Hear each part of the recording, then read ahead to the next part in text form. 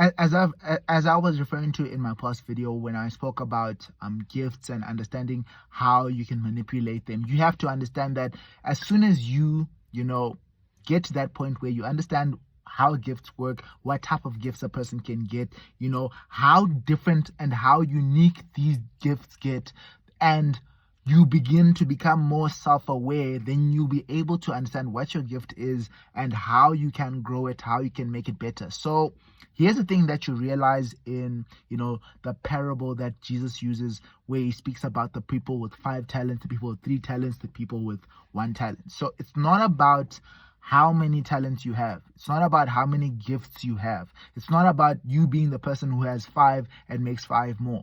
Because 1 talent or 1 gift can make you more prosperous than a person who has 5 gifts. So it's not necessarily about, oh, I have 5 gifts, so I will become greater than someone who has 1 gift. No, someone might have 1 gift, and that 1 gift is what makes him the greatest person that ever existed, or whatever it may be. We see this with someone like a singer. Someone could just be really good at singing and making songs, being a lyricist. And that gift, that 1 gift, without wisdom, without understanding, without that 1 gift can open that doors for that person to levels that they've never seen. And a person maybe who's good at maths, who's good at science, who's good at all these exciting things, might not reach the level of greatness that 1 singer could, simply off of being able to sing. However, when someone does have multiple gifts and they are great quality gifts, or he's found a way to use them and make them all work together, then that person will be more likely to do greater. Because it's not about who has more gifts, who's greater than who, and whatever. It's about you having what you have and using what you have to do whatever you are meant to do.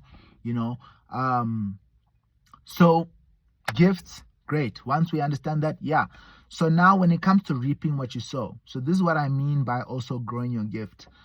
In the Bible, God speaks about how God cannot be mocked. Whoever sows in the spirit reaps in the spirit. Whoever sows in the flesh reaps in the flesh.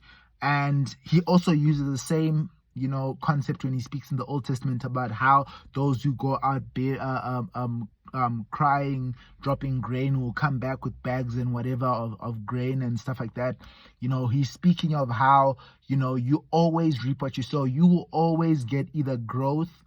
You will always get growth from something that you put effort into. It is another law that we speak about. There are principles that are, in the Bible of how this world that we live in works and how to navigate it, which is why I always speak about reading your Bible, because if you don't understand the laws or the principles of earth, of life, of the universe, then you will, spend your time you will waste a lot of time doing things that are not either going to work out or that were never meant to work out. So if you don't have a gift in singing and now you want to pursue a singing career for your whole life, you will not become the best singer in the world. You will not be recognized for singing. You will not become anything in the singing community if you do not have a gift in singing. Yes, your singing might improve on a personal level. Maybe you might be able to reach better notes. Maybe you might be able to do other things and a lot of things, but you will not be great. You will not have a gift. You will not be better than people who are gifted at it.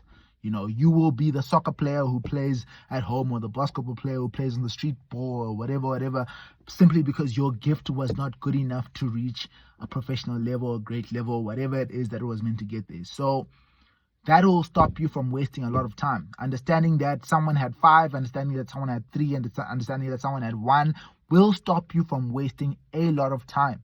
Because the longer you don't understand what your gift is, if you have any, then the less time you have to actually cultivate it and grow it and move it in the right direction. So some people don't, like I said in my past video, some people don't ever find their gifts. Some people are not looking for their gifts. Some people don't have the understanding that you can even have a gift. And here's the thing about a gift that has been given from God. A gift that is given from God will always make way for itself. God will never give you a gift that he does not intend to make a way for. Yes, it might take some time, but that's the nature of things. Things will always take time. Things will always, have a process of living and dying and, growing and not growing. That's the way everything works. There'll be periods where it'll be difficult. There'll be periods. That is also seasons. We speak about that. Maybe I'll speak about it in another video if I haven't already spoken about it before. But yeah, when you understand that, 5, 3, 1, different types of gifts, then you stop wasting time in things that, won't necessarily get you any results. If you're not a singer, if you're not blessed with a gift of singing, do not waste your time singing. So, yeah, in conclusion on that area of gifts, and how you can grow your gift, through reaping and sowing, and how God will always provide for your gift, because he has to. If he gives you a gift, he knows that you can use it. He knows that you can take it somewhere. Why would he give you a gift that he doesn't intend?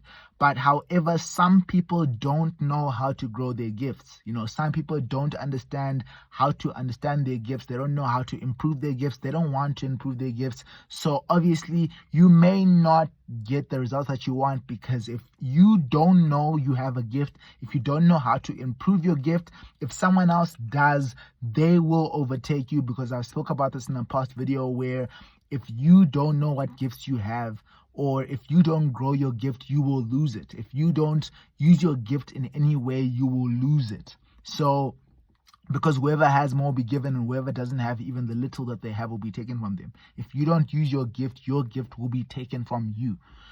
So that means that someone can overtake you. And if someone else has gotten to their gift to a level where it is better than yours, then in this world where it is whoever's first and that and whatever, if someone else takes your position because you are not able to do something that they can, then it's as simple as that. Your gift will just be too weak, too insignificant for it to fare against other people's gifts. If someone can sing, in your tune and in 5 other tunes, and you can only sing in 1 tune, that guy is more valuable than you. If you can then sing more tunes and sing 6 tunes when they can only sing 5 because you improved your gift, then you will be better. But obviously, like I said, everything has an order. You may not reach, a point where you can overtake everyone, but you will be able to overtake someone. If I practice my math more than someone else,